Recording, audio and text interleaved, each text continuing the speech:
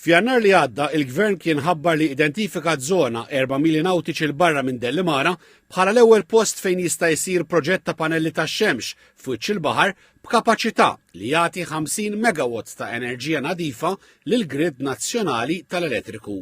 Dan is-sit ġie propost billi jinsab viċin l-infrastruttura elettrika tal-Enha Malta f'Dellimara.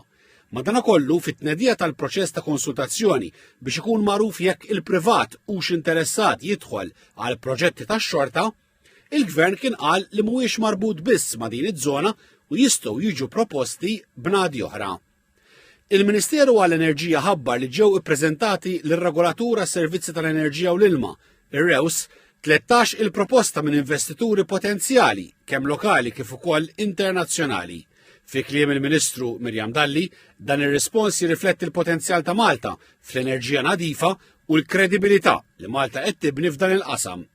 Il-Kap Eżekuttiv ta' REWS, Marjo Nabela, qal se jitwaqqaf kumitat ta' esperti tekniċi biex jevalwa l-proposti li saru u jkun jista' jitlob kjarifiki minn għandhom. Tem jgħid li dan imur jitfit mal-ħidma li għaddejja biex fil-ġejjieni toħroġ sejħa kompetittiva għall-offerti għall pannelli tax-xemx fuq il-baħar.